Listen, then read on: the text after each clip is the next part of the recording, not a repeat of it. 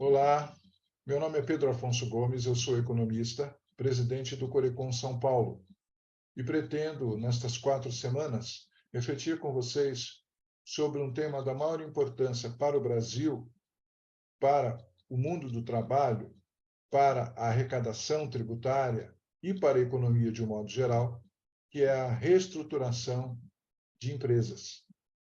Eu tenho uma experiência já de 41 anos nessa atividade. Comecei em 1982, sendo auxiliar de um gerente do Banco do Brasil, onde eu trabalhava, como comissário de concordata. Para aqueles que nunca ouviram esse termo, concordata, existia o decreto 7661 de 1945, que regulava a concordata e falência. A concordata era um período de 2 anos em que a empresa precisava quitar os seus débitos, além de funcionar normalmente, para que não fosse decretada a sua falência. Então, normalmente, quem entrava em concordata tinha muita dificuldade de não falir, né? Era muito mais fácil que ela fosse à falência do que não fosse, porque as condições eram ruins, difíceis. Hoje, a Lei 11.101 ela dá melhores condições, mas também é necessário um trabalho técnico e um trabalho operacional muito forte para que elas não vão à falência. Eu aqui não vou falar sobre o processo judicial de recuperação. Eu quero falar num passo anterior a isso, ou concomitante com isso, que é a reestruturação de empresas.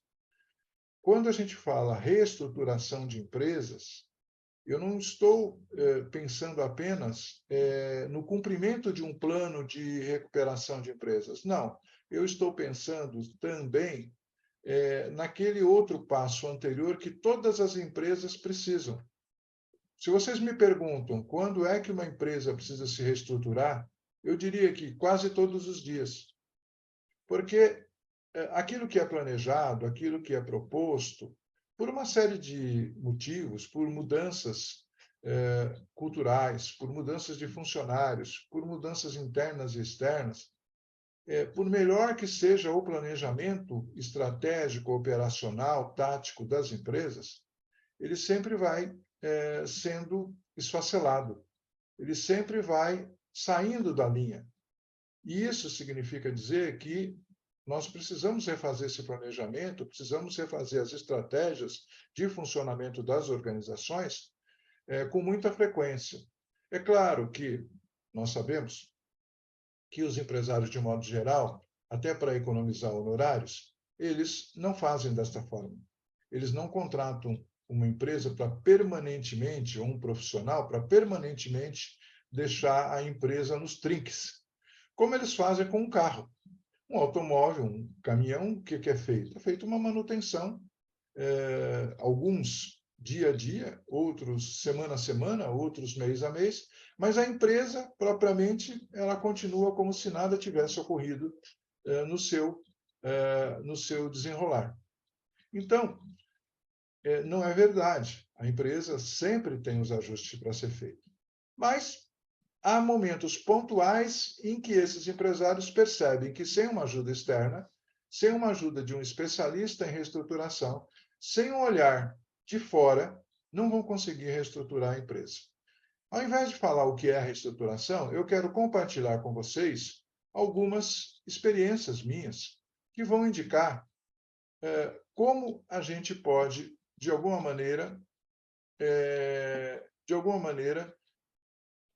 ajudar essas empresas. Eu vou explicar com a minha experiência. Antes do mais, eu quero falar do que nós vamos tratar no curso, nessa oficina, que são 4 itens, né? O primeiro, o economista e a reestruturação de empresas, que é esse item que nós estamos vendo, onde nós vamos ver algumas definições, depois etapas da reestruturação, requisitos pessoais e profissionais do especialista, venda dos serviços de reestruturação de empresas. Depois, segunda semana, nós vamos falar sobre sintomas e causas da crise empresarial, o macroambiente, o ambiente operacional, o ambiente interno, os reflexos financeiros. Depois nós vamos trabalhar um pouquinho sobre a gestão econômica de empresas, estruturas de mercado, cadeias de valor, métodos heterodoxos de gestão, medidas emergenciais, diagnóstico empresarial, plano de reestruturação, a estrutura, as projeções. Aí nós vamos falar um pouquinho sobre indústria, agronegócio, comércio e serviços, algumas especificidades desses itens. Nesse momento, nós vamos estar também ao vivo, né, nesse quarto item, e aí poderemos, então, de alguma maneira, de alguma maneira, poder falar sobre esses itens e outros itens que vocês tenham dúvidas. Vamos aqui, então, logo ao primeiro passo. O primeiro item, então, nós estamos economista, reestruturação financeira. Ao invés de dar as definições, eu vou falar de exemplos que caíram na minha mão, e não são todos. Eu já participei de reestruturação, um pedaço ou toda a reestruturação, seja atuando como gestor de reestruturação ou como consultor de reestruturação, e também auxiliando outros a fazerem esse trabalho, ou cuidando de uma parte pequena. Eu acho que mais ou menos umas 180 empresas. Eu já fiz isso nesses últimos 25 anos, pelo menos. E em alguns casos, né?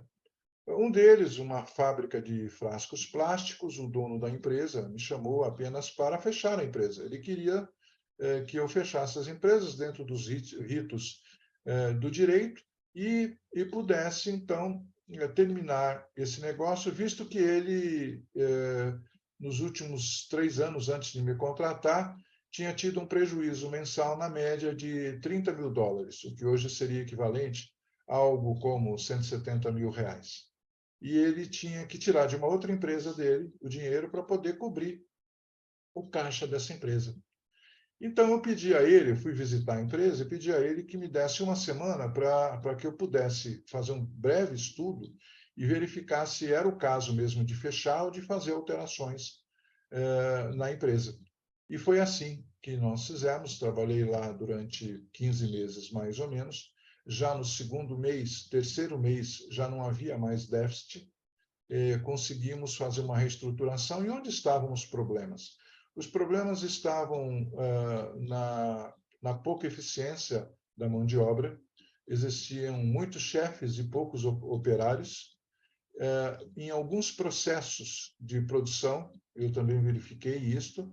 Na qualidade do trabalho realizado, havia um retrabalho, ou seja, eram refeitos frascos na ordem de 30%. Se jogava fora 30% daquilo que era feito e tinha que se fazer de novo. Isso custava mão de obra, matéria-prima, luz, né? E também não deixava ter outros faturamentos naquele momento. Uma ociosidade no conjunto das máquinas. Havia 12 máquinas, usava-se apenas 6 ou 7. Então, nós fomos atrás de vendas, fomos atrás de matéria-prima mais barata, atrás de reestruturação nas instalações que consumiam luz demais, uma conta de luz absurdamente alta por faturamento. Ajustamos a mão de obra, reduzimos os cargos de chefia, e quando eu saí, eu deixei com mais funcionários do que eu tinha recebido no início, e com um faturamento que já gerava, naquela ocasião, $50 mil de lucro. Com base no quê? Num estudo do ambiente, do mercado, as possibilidades de mercado, as possibilidades de melhorar o perfil dos fornecedores e da matéria-prima que estava sendo usada, treinamento dos funcionários, mudanças em questões logísticas, como entrega de mercadorias e trabalhos diferenciados, né? E fomos assim, por esse caminho. Um segundo exemplo que eu queria dar para vocês, uma fábrica de solados de borracha. Na verdade, o que ocorreu foi assim uma espécie de golpe, né? Dos donos anteriores que saquearam a empresa. Mas ela tinha 25% do mercado brasileiro, 25% do mercado latino-americano de solados de borracha. Para quem não conhece o termo, solado de borracha é aquela sola que fica embaixo do sapato, né? Então, é a base da construção do sapato, junto com o couro ou o curvim, que é usado no sapato. Então, havia uma série de problemas de administração, um excesso de criação de moldes que custavam caro, existiram desvios da parte financeira, duplicatas frias, um endividamento muito superior à capacidade de faturamento, desgastes com clientes e com fornecedores e com bancos. E tudo isso resultou num trabalho bastante longo de reestruturação, de uns 5 ou 6 anos. Eu participei com uma parte dele, para que fosse, sim, e essa parte ela envolveu a compra dessa empresa por o concorrente maior, né? Aquele que detinha 50% do mercado de solados de borracha no Brasil e na América Latina. Ele acabou incorporando porque havia uma conveniência logística dele. Qual a conveniência logística? Era de que ele pudesse fazer ter uma fábrica próxima a São Paulo, o que facilitaria muito a distribuição de produtos. Ele acabou trazendo uma parte dos produtos dele mesmo, do interior de São Paulo, para a próxima capital, de forma que otimizou a empresa dele e conseguiu otimizar essa empresa que, se não fosse dessa maneira, acabaria falindo. A fábrica de bolas plásticas, aquelas bolas de plástico que a gente conhece, mais leves, né? Que são muito usadas pela garotada, como brindes, etc. Ela tinha uma produção muito irregular, só concentrada em épocas de campanha política, e para o mercado normal, ou seja, para o regular, vendia a preços competitivos, era a maior empresa do ramo na América Latina, mas não tinha resultado final, por causa das questões logísticas que não estavam sendo resolvidas. Por mais que o proprietário fosse extremamente capacitado para isso, ele não conseguia sair de um círculo vicioso em que ele tinha faturamento, ele tinha para quem vender, mas o resultado final era muito próximo do zero. E o que nós fizemos, né? Aproveitando muito a experiência dele, também a experiência nossa, foi terceirizar uma parte da fabricação da bola e, por incrível que pareça, melhorar os custos logísticos através de um estratagema. Existia um grande cliente na região da Rua 25 de Março, para quem não conhece, é uma das principais ruas de comércio de São Paulo, e ele comprava muita coisa, só que o que ocorria? Dentro de um caminhão cabiam bolas cheias e cabiam cerca de 100 dúzias de bolas cheias. Se nós mandássemos as bolas murchas antes de encher, nós multiplicaríamos esse número por aproximadamente 7. Iriam 700 dúzias para o cliente. O que nós fizemos? Fomos conversar com o cliente, perguntamos a ele se ele não aceitaria que o funcionário dele enchesse a bola na hora de passar para o estoque na loja, do estoque para a loja. E ele adorou a situação. Nós fizemos treinamento com ele, com esse funcionário, e o que ocorria? O próprio atacadista ganhou, porque ele também ganhou a hipótese de armazenar bolas vazias, o que dava um volume de armazenamento muito menor do que se ele tivesse que armazenar bolas cheias.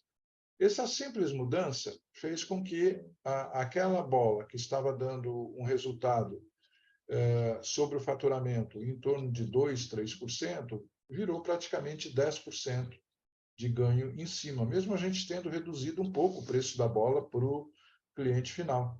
Mas é uma redução logística, uma redução de mão de obra na fábrica. Essa mão de obra para encher a bola passou a ser do cliente, E fomos acertando isso e acertando outras questões com representantes comerciais também, que havia um problema para ter bons representantes que vendessem no Brasil todo para boas empresas.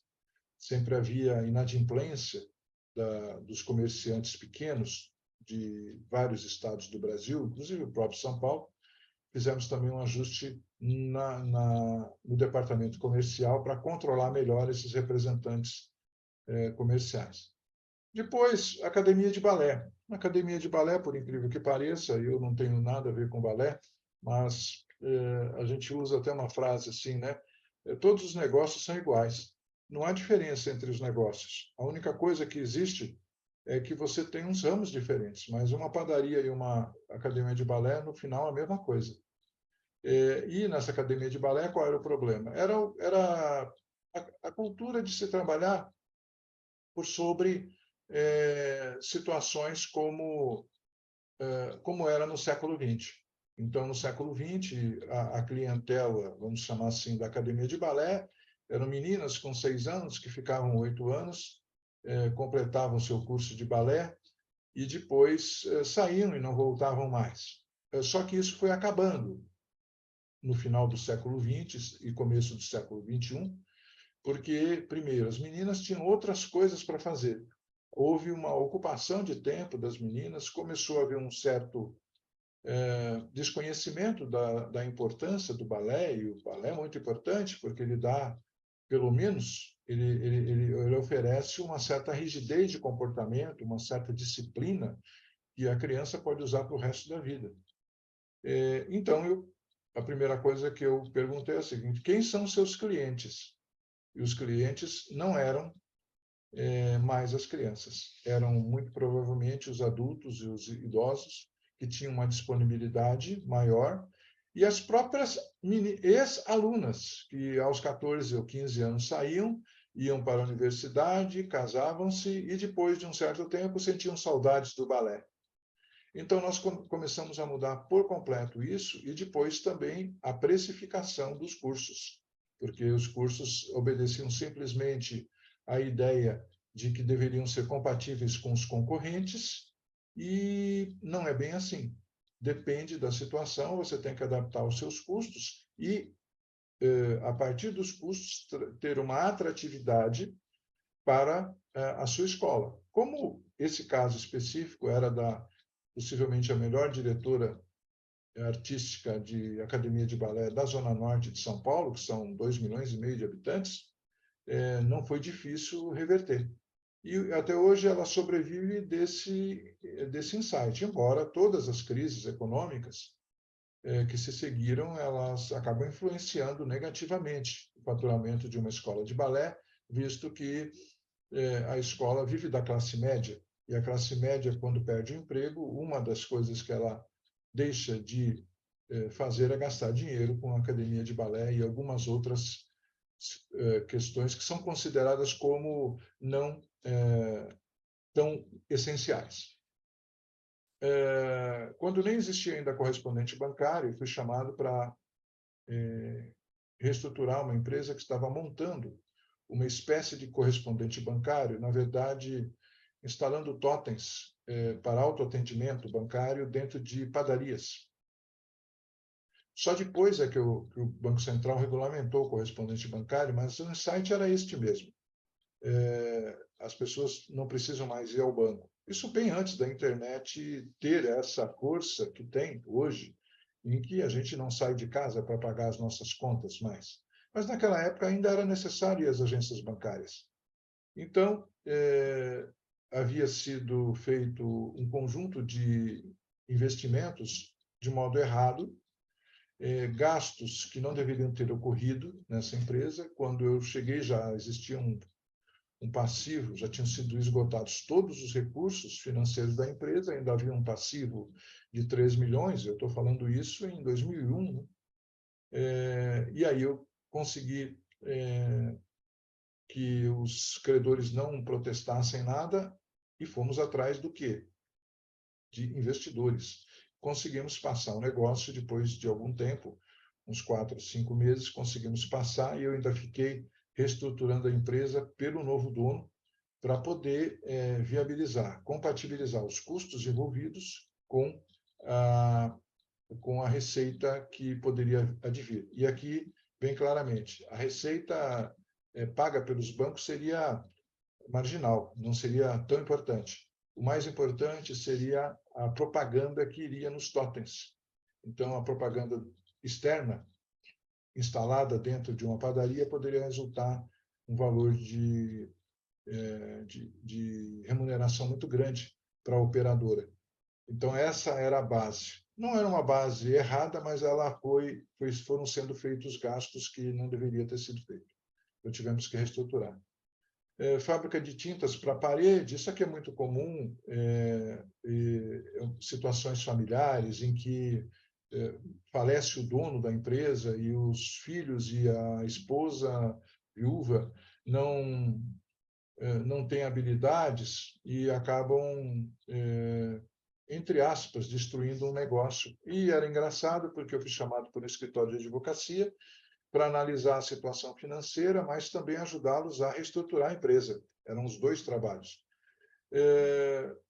Isso faz muitos anos. Fui até o escritório, tive acesso aos documentos antes da viúva e dos filhos do falecido virem conversar comigo, e os filhos atribuíam à mãe a incapacidade de negociação no âmbito financeiro, juros muito elevados, por isso é que eles estariam em crise.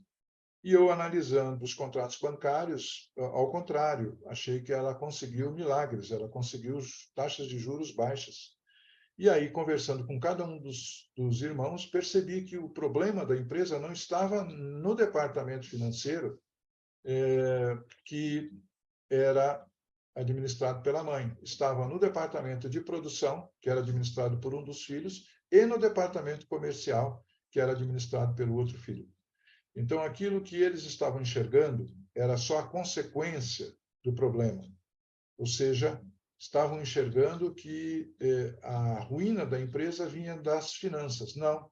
A ruína da empresa foi que o departamento de produção não estava funcionando bem, em termos de compra, de produtividade, de entrega, de pontualidade, e, ao mesmo tempo, o departamento comercial agia de uma forma a não considerar os custos reais da empresa. Por exemplo, aumentando prazos de pagamentos de clientes sem que houvesse a respectiva elasticidade nos prazos para pagamento de fornecedores. E aí não há jeito. Chega uma hora que o departamento financeiro fica sobrecarregado, porque o capital de giro é muito necessário e é caro.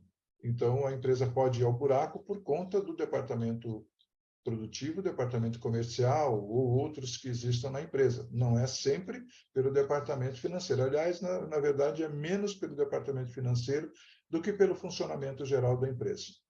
Também um supermercado que não sabia explorar a sua clientela, então foi um reposicionamento de clientela, foi feito um reposicionamento da margem de ganho da remuneração dos próprios sócios, que ganhavam excessivamente perante o faturamento e principalmente sobre a lucratividade, e assim por diante. E também alguns atacados de gêneros alimentícios, mas especificamente um trabalho feito para os vendedores de batata do CEAGESP São Paulo. Como acredito que boa parte das pessoas saibam, o CEAGESP é um entreposto que tem ramificações até nacionais, ele recebe produtos do Brasil todo para venda em São Paulo e em outros locais. E o gênero de batatas, ou seja, o ramo de batatas estava muito apertado porque nenhum banco queria dar mais crédito a um custo compatível com o ramo de atacadista de batata. Então, o que nós fizemos foi um estudo desde o produtor da batata, todos os custos envolvidos, fizemos uma cadeia de produção pelo atacadista até o feirante, vimos lá o âmbito da lucratividade, onde poderia ser tirado algum custo, e passamos isso para os bancos começarem a dar um crédito menor. porque eles estavam subordinados a factories que cobravam um absurdo. Então, isso não foi exatamente uma reestruturação de uma determinada empresa, mas de um setor inteiro que precisava da nossa atenção na forma de gerir aquele setor, né? Cada um dos negócios. Quando a gente fala em etapas de reestruturação da empresa, eu destaco aqui alguns deles, que é o planejamento, a negociação com os envolvidos, a adequação de recursos financeiros, materiais e humanos, e também a implementação dessa reestruturação. Vamos aqui ao planejamento. Veja, só deixando bastante claro, nós vamos entrar em alguns detalhes nos próximos encontros. Este encontro aqui, a ideia é a gente enxergar mesmo a floresta. Eu vou dar algumas dicas mais específicas, mas eu tenho que lhes dizer que a gente vai passar um pouco ao largo aqui, porque na outra aula a gente vai ter um trabalho mais específico. Não é o caso de agora tanto. Vou dar exemplos práticos, porque eu sempre gosto de dar os exemplos práticos. Para começar um planejamento, deve-se haver a coleta e o tratamento de informações. Vocês vão ver depois, nas outras aulas, que eu tenho um método diferente de fazer a reestruturação de empresas, que não é ficar estudando a empresa para sair um plano, não. Existe isso, sim. Existe a coleta de informações, o tratamento delas para se fazer um plano. Mas é a mesma coisa que se chegasse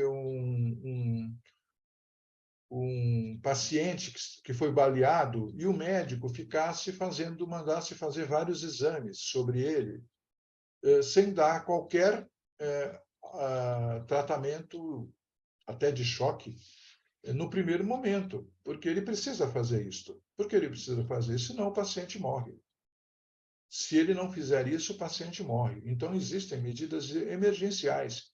A gente não pode ficar fazendo estudo para ter medidas emergenciais, porque senão a empresa quebra. No dia seguinte, quebra. Quebra de que forma? Deixando de ter crédito, deixando de ter fornecedores, havendo um pedido de falência imediata, havendo uma negativa de clientes, cancelamentos de pedidos, porque vocês imaginem, uma empresa em dificuldades, qual é a segurança que o cliente dessa empresa tem para fazer um pedido de longo prazo? Ele precisa de mercadoria daqui a um mês. Ele faz com uma empresa que está bambeando, que está com dificuldades de andar, não vai fazer. Ele vai procurar um outro fornecedor que ele tenha certeza que daqui a um mês vai ter a mercadoria. Então, muitas empresas que ficam retardando a reestruturação, elas perdem clientes, bons clientes.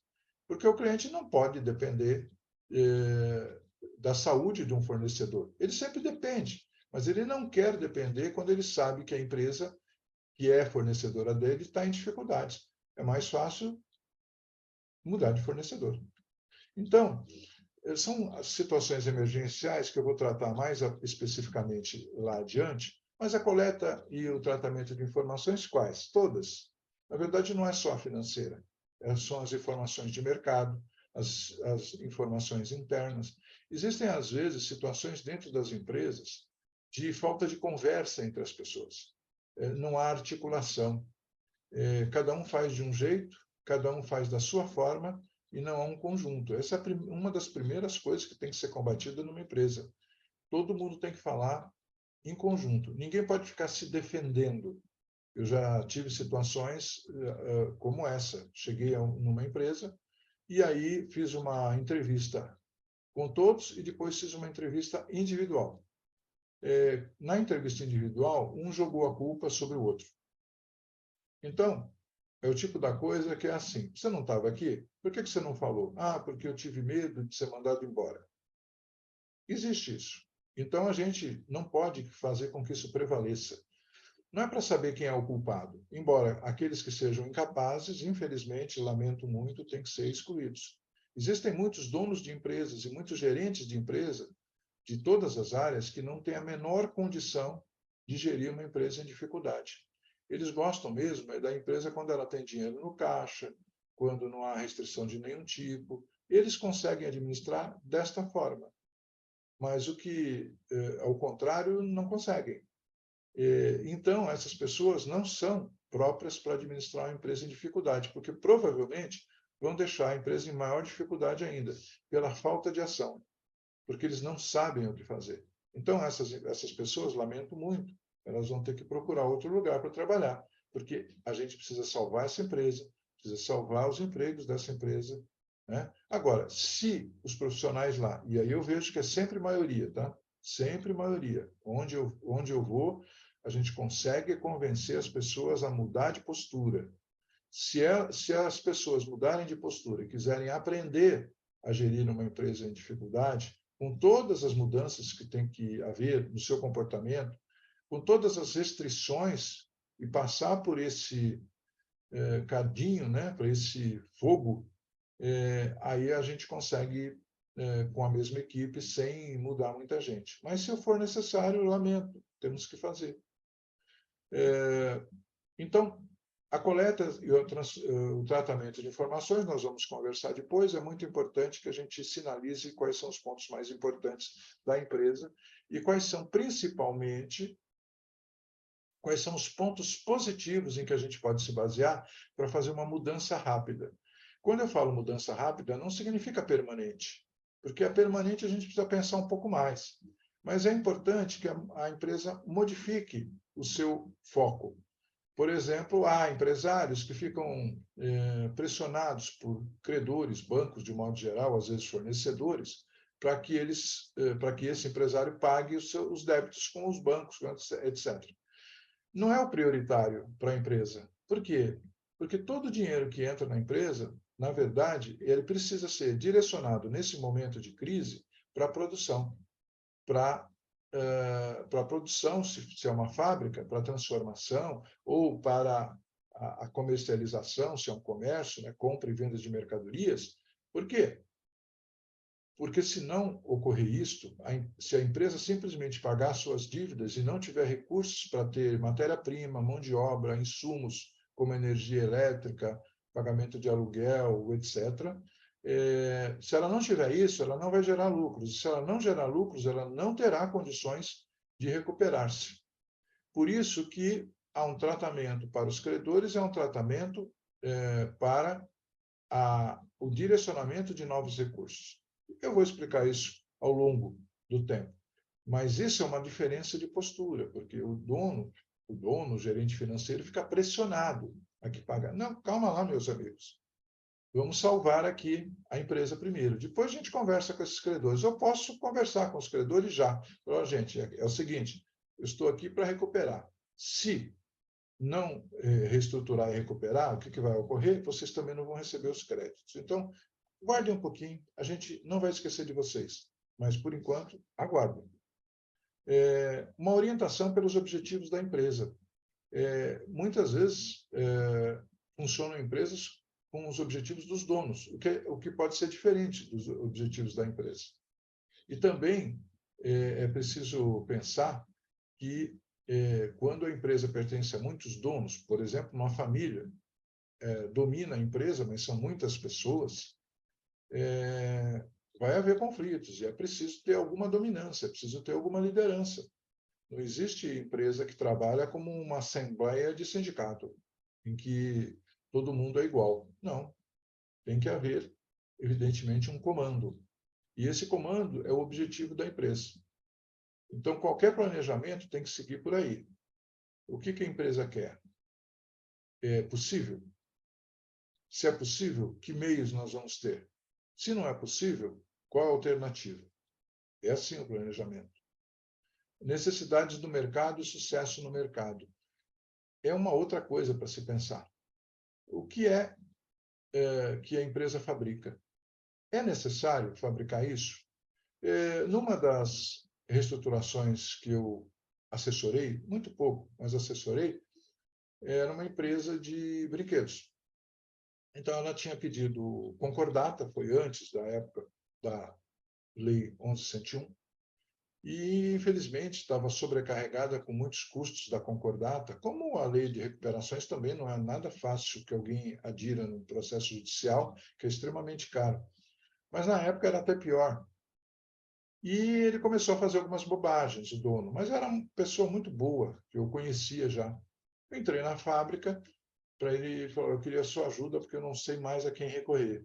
Entrei na fábrica, comecei a olhar o maquinário, vi o que ele fazia, ele me falou dos planos, plano de pessoal, plano de cargos e salários, etc. E aí eu perguntei, o que as suas máquinas fazem? Ele falou, brinquedos. Eu falei, não, eu estou perguntando o que as suas máquinas podem fazer. Brinquedos. Eu falei, não, não é assim não. As suas máquinas, por exemplo, fazem utilidades domésticas, porque são máquinas de injeção, por isso aquelas bacias, aqueles baldes, aquelas utensílios domésticos também podem ser feitos. Não é só brinquedo. Ah, mas a minha fábrica é de brinquedos. Meu amigo, na crise, você tem que vender o que vende. Ou seja, você já me disse que só vende de maio até outubro, novembro. Depois você para a fábrica, continua pagando funcionários e não tem faturamento. E utilidade doméstica tem faturamento todos os dias. Então, o que você tem que fazer é adquirir, direcionar o seu próximo recurso para compra ou alocação de moldes para fazer esse tipo de coisa.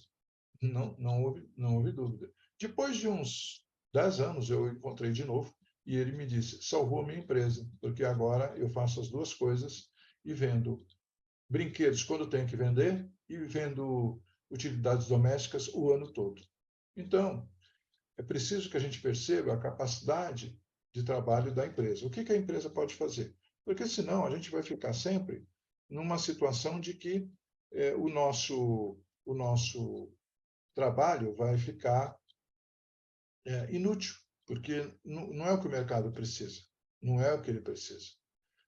Depois, nós precisamos pensar que nem tudo na empresa é medida financeira, é caixa, fluxo de caixa. Embora nós saibamos bastante bem que o fluxo de caixa ele é importante para a empresa, é importante também saber que o principal objetivo da empresa não é só o lucro aquele que ele retira no final do mês, que ele pode retirar no final do mês, final do ano, distribuir, mas também a valorização da empresa. E a valorização da empresa não é exatamente financeira, é econômica. Ou seja, aquele ativo vai se valorizar de acordo com a lucratividade, certamente. Então, é preciso ter lucro. Não adianta só ter caixa, né? E isto significa que existem medidas financeiras e não financeiras para medir o êxito de uma empresa. E, portanto, e por final, para facilitar, tem que se descobrir quais são os melhores indicadores de desempenho da empresa. Às vezes não são todos, nós temos centenas de indicadores possíveis, mas para aquela empresa determinada, os indicadores são X, Y, Z. Por quê? Porque as pessoas precisam saber o que elas devem fazer. Então, o que elas devem priorizar. Se a gente sintetizar, fica muito mais fácil das pessoas terem uma direção do que se nós começarmos a inventar 200 indicadores. Nem empresa grande precisa disso, porque ela precisa ser direcionada para aquilo que interessa para reestruturar aquela empresa. Depois, a gente tem a adequação dos recursos financeiros, materiais e humanos, ou seja, os custos, as receitas, a lucratividade, a rentabilidade, a cultura empresarial, tudo isso tem que ser alterado. Os custos, tanto quanto possível, reduzidos, as receitas, tanto quanto possíveis, otimizadas, ou seja, produtos mais rentáveis, que deem maior lucratividade individual, maior rentabilidade por produto, é necessário. E também a cultura empresarial, que faz com que a empresa trabalhe em cima do resultado. Porque o resultado vai ser utilizado para quê? Para duas coisas: para pagamento do passivo, ou seja, das dívidas acumuladas até agora, e também para a realimentação e o crescimento da empresa. E para remunerar os sócios, que os sócios também são importantes nisso, mas eles estão arriscados, né?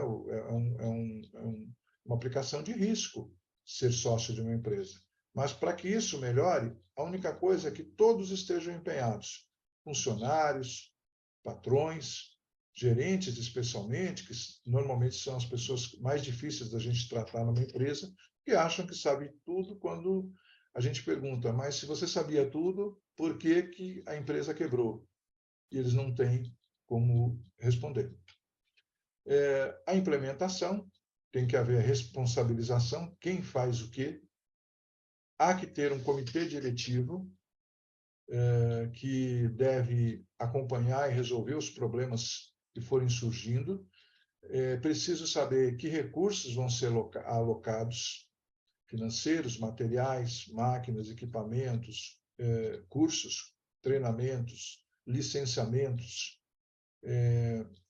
certificações, a participação, quanto mais possível, dos funcionários. A questão da distribuição de lucros e resultados é fundamental para uma empresa conseguir se reerguer, porque o funcionário perceberá que, se o trabalho dele for bom e o dos outros também, vai resultar para ele também, funcionário, um benefício. Enquanto que hoje ele tem um salário, se ele não tiver nenhum benefício, ele deve trabalhar, mas é um incentivo menor. Nós estamos dentro do capitalismo e o capitalismo diz isto, que cada um também tem que buscar o seu benefício mais positivo. E situações críticas, que são aquelas que a gente não prevê, o comitê diretivo precisa resolver, né? Com relação aos requisitos para ser uma pessoa que é dedicada à reestruturação empresarial, então existem requisitos pessoais e profissionais. Antigamente, quando eu comecei a trabalhar, muitos anos, eu tenho 62 anos, trabalho há 55, mas em empresas corporativas há 48, que tem um regulamento, etc. Né? Antigamente, se vigorava a ideia de que um técnico, uma pessoa, tinha que ter muito conhecimento. Isso daí continua valendo, é necessário conhecimento, que tem que ser aperfeiçoado, adquirido, atualizado dia a dia. É verdade, mas não basta.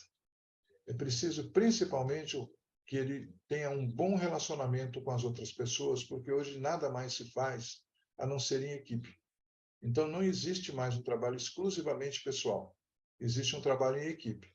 Se ele tiver um mau relacionamento com a equipe, ele vai ser descartado, porque vai ser encontrado uma outra pessoa que tenha um conhecimento técnico bom e que se relacione bem com a equipe, que seja um agregador, que seja um líder, que motive as pessoas, não só as pessoas internas, mas também o público externo, os clientes, os fornecedores, as instituições bancárias, todos aqueles que se relacionam com a empresa.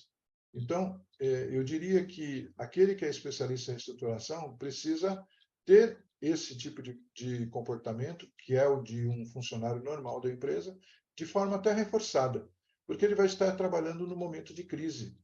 E um momento de crise sempre é de incerteza.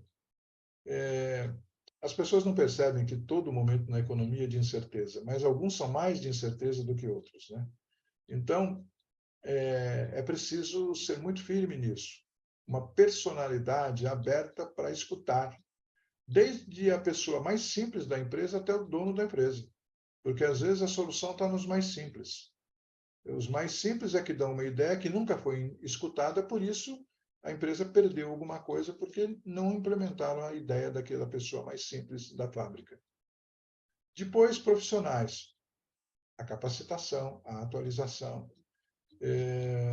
Eu, todos os dias, leio pelo menos 3 horas, em diversos momentos, no começo da manhã, no final da tarde, às vezes no início da tarde, porque eu preciso me atualizar. Eu não posso, para poder exercer essa função e outras que eu exerço como economista, deixar de fazer uma atualização. Então, é necessário isso. É preciso mestrado, doutorado? Bem, sempre é bom qualquer curso adicional, mas o mais importante é que você tome esse conteúdo e aplique na prática, porque a reestruturação não tem nada de teórica. Ela usa a teoria, sim, usa-se a teoria, mas ela é muito mais prática do que teórica. É aquilo que a gente chama de economia aplicada. E nós temos poucas coisas de economia aplicada no curso de economia, né? O que é um problema e que nós estamos tratando há muitos anos para modificar nos cursos de economia. Mas É claro que é possível, tendo uma boa base teórica, transformar isso em conhecimento prático. E é isso que é importante. Quanto à venda dos produtos, nós temos, naturalmente, um sentimento dos empresários em geral de que só em determinados momentos, só em crise, é que se contrata a reestruturação. Aqueles empresários que são mais conscientes, eles percebem a necessidade de uma manutenção. Mas, muito provavelmente, eles vão pensar só depois de uma situação de crise, depois eles vão pensar, bem, eu tenho que continuar mantendo isto. A abordagem pode vir de diversos momentos, indicações ou não, ou conhecimentos das pessoas que estão se relacionando com vocês. A abordagem sempre reestruturar para melhorar a empresa ou para manter a existência da empresa. Isso é o que vende. Mas a gente precisa passar credibilidade. Por isso, não é só os trabalhos que a gente já realizou, mas a própria postura com que a gente fala isso tem que ser firmada em pontos que sejam críveis pelos interlocutores. A negociação desse contrato ele pode ser feito de diversas formas, né? Existem contratos, a maioria deles estabelece uma remuneração mínima mensal, outros um prêmio ao final de desempenho, ou seja, a empresa hoje tem um prejuízo mensal de R$100 mil. Você vai deixar a empresa daqui a um ano com um lucro de R$200 mil por mês. Então, você tem um diferencial de 100 para 200, são 300, né? 100 que não perde, 200 que ganha. O seu trabalho resultou nesse acréscimo. Quanto é que você vai ganhar sobre esse lucro? Você vai ganhar 5% desse lucro durante os próximos 50 meses, vamos dizer assim, os 60 meses. Com o compromisso de você também atender algumas, aí você tem que fixar um número de horas, né, mensais em que você pode ajudar a manter, porque também é seu interesse que a empresa tenha lucro, né? Eu acho que esse é o caminho mais correto. Existem outras abordagens que envolvem renegociações, ganhos e renegociações bancárias, etc. É sempre bastante confuso isso, porque teria que se estabelecer também qual o ganho da empresa em cada renegociação. Então, quando eu consigo, isso eu faço em perícia, quando eu consigo um ganho de 50 milhões para a empresa, eu posso pedir 1%, 2%, que não vão achar ruim. Mas, numa empresa em dificuldade, às vezes, isso é mais difícil de medir, porque quando você faz uma renegociação, você tenta reduzir a taxa de juros e você tenta fazer o quê? Aumentar o prazo. Aí você tem um ganho que precisa ser muito bem calculado, né? Então, eu fico mais nessa linha de resultado final. Acho que é mais vantajoso pensar no resultado final da empresa depois de um certo tempo de trabalho. Fechamento do contrato, que é um contrato juridicamente fechado, né? Tem todas as cláusulas, responsabilidades de um, responsabilidade de outro, e a remuneração, isso que eu comentei com vocês. Tá? Então, eu queria terminar o dia de hoje dizendo a vocês que na próxima semana vamos tratar o segundo tema, que já é os sintomas e as causas da crise econômica e não econômica das empresas em dificuldades, né? E desejo a vocês que aprofundem, busquem informações e, ao longo dessas oficinas, que seja muito positivo para o trabalho de vocês. Até logo.